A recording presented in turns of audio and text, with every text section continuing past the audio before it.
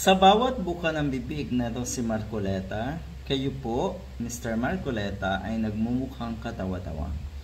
At ito po ay nagdudulot ng kahihiyan sa grupo na kinabibilangan nyo at kahit sa pamilya nyo. Dito mukhang tahasan na niyang inamin na sila ay tumatakbo, sila ay nagkumakandidato sa pagkasenador para mailigtas si Sara Duterte. Ayan, lalo kayong mawawalan yan. Tipong nakasangla na siguro ang kaluluwa nyo sa mga Duterte, kaya tinibayan nyo na ang sikmura nyo sa mga ganitong klaseng kahihiyan. Talaga ba? Inamin mo na rin na kayo ang magtatanggol kay Sara Duterte. Yun ang nauna talaga sa mga layunin nyo. At hindi yung hindi yung welfare at paglilingkod nyo sa taong bayan. Hindi naman yan bago. Dahil lahat ng kumakandidato ngayon na sumusuporta sa mga Duterte, ganyan ang sitwasyon. Magiging senador ng mga Duterte, magiging congressman ng mga Duterte. Buti na lang talaga sa Congress, iilan na lang yan. Iilan na lang yan. Kung may makalusot pa, ay swerte. Pero iilan na lang yan, promise. At sigurado rin tayo na sa Senado, isa o dalawa na lang, or baka isa na lang ang makapasok mula dito nga sa ulupong nitong si Digong. Team Suka daw.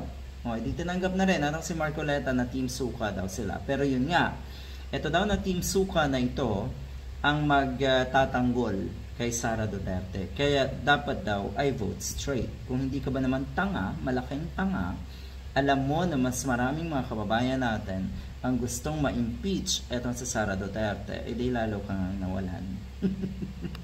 Malinaw na rin ito na siguro alam naman na itong mga ito na wala silang pag-asa, wala na rin mawawala sa kanila. Kaya eto, magpakatotoo na lang. Ito po ang pagpapakatotoo ng isang Marcoleta. Diba? Alalahanin po ninyo mga kababayan, ang ating pangalawang pangulo daw ay iniluklok nga ng mahigit 32 million. Pakialam ng mga kababayan natin dyan sa 32 million na yan. Wag na wag niyong babanggitin yan 32 million dahil ang totoo daw dyan 5 to 6 million lang ang totoong DDS at baka nalalagasan pa nga dahil yung iba, yung majority or karamihan dyan ay mga loyalista.